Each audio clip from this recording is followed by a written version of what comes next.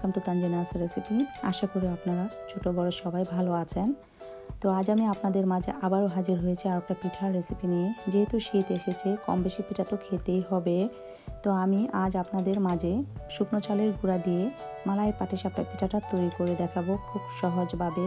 কারণ ছোটোবেলা থেকেই আমি আমার মায়ের হাতের পিঠা যখন খেয়েছি বা আমার বড় বোনেরা তৈরি করেছে, তখন থেকে আমার একটা পিঠা তৈরি করার একটা শখ ছিল।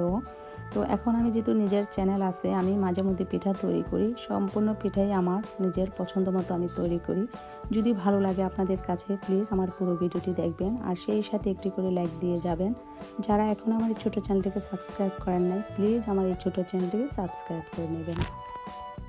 শুরুতে এখানে 1.5 কাপ চাউলের গুঁড়া নিয়েছি আর 1 কাপ ময়দা নিয়েছি। তার মধ্যে 1 চিমটি লবণ দিয়ে দিলাম, স্বাদ মতো। আর গুড় নিয়েছি এখানে। তো গুড়টাকে আমি একটু পানি দিয়ে প্রথম একটু জাল করে নিয়েছি। তো এই হালকা কুসুম গরম এই গুড়টা দিয়ে আমি ব্যাটারটা তৈরি করে নিয়েছি। আর পানিও এখানে নিয়েছি আমি হালকা গরম পানি, এই ওম ওয়াটার। তো অল্প অল্প পানি দিয়ে এভাবে করে এটাকে কষলে ডোটা ব্যাটারটা তৈরি করতে হবে। প্রায় 5 থেকে 7 মিনিটের মতন সময় নিয়ে এরকম করতে হবে।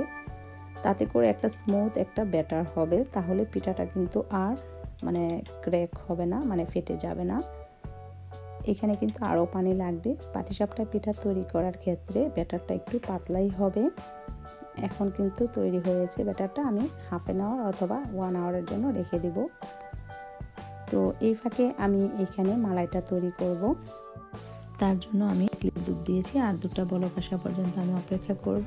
দুধটা যেহেতু বলক এসেছে, আমি মাঝে মধ্যে এইভাবে করে নেড়ে ছেড়ে দিব। আর যখন ঘন হয়ে আসবে তখন আমি এই দুধের সাথে সামান্য একটু চালের গুঁড়া মিশাবো। তবে খুব বেশি মিশাবো না, 2 টেবিল চামচ পরিমাণের চাউলের গুঁড়া আর একটু লিকুইড দুধ দিয়ে এটাকে গুলিয়ে নিতে হবে, তারপর মেশাতে হবে। আর যখন দুধটা আর একটু ঘন হয়ে যাবে তখনই কিন্তু এই চালের গুঁড়োটা মেশাতে হয়। আর মেশানোর পরে দেখতেই পাচ্ছেন দুধটা আরও ঘন হয়ে গেছে। আর এই পর্যায়ে এসে অনবরত নাড়তে হবে, নয়তোবা তলায় লেগে যেতে পারে। আর এখন আমি সামান্য একটু গুড় দিয়ে দিচ্ছি। তো গুড় দেওয়াতে কিন্তু এক্সট্রা একটা ফ্লেভার আসে, খেতে খুবই ভালো লাগে মালাইয়ের। আপনারা চাইলে চিনি দিয়েও করতে পারেন। আর এখন আমি মালাইটাকে নামিয়ে নেব, যেহেতু শুকিয়ে গিয়েছে, একদম ঘন হয়েছে। একটু ঠান্ডা করে নেব, তারপর আমি পিঠা তৈরি করব। আর এখানে আমি যে ব্যাটারটা তৈরি করে রেখেছি দেখতেই পাচ্ছেন, তার মধ্যে আরও সামান্য একটু পানি মিশিয়েছি। এরকমই হবে ব্যাটারটা। আর আবারও বলছি, আপনারা আপনাদের পছন্দ মতো গুড়ের পরিমাণটা দিবেন, যেরকম মিষ্টি খেতে পছন্দ করেন ওই রকম।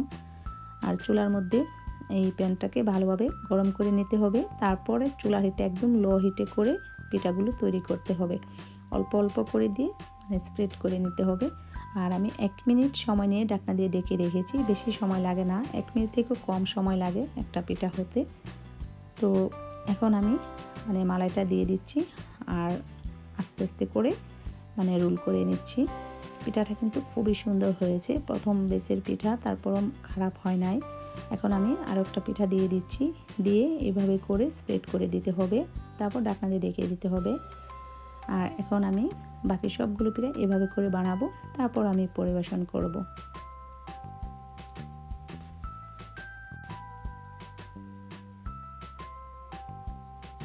এই তো তৈরি হয়ে গেল আমার খুব সহজে শুকনো চালের গুঁড়া মালাই পাটিসাপটা পিঠা। পিঠাটা অসম্ভব সুন্দর হয়েছে, অসম্ভব মজা হয়েছে। তো ভালো লাগলে আমার ভিডিওটি একটি লাইক দিয়ে সাথেই থাকুন। আর পিঠাটা বেশি বেশি শেয়ার করবেন যেন অন্যদেরও উপকারে আসে। তো আজ এই পর্যন্তই। সবাই ভালো থাকুন, সুস্থ থাকুন। আল্লাহ হাফেজ।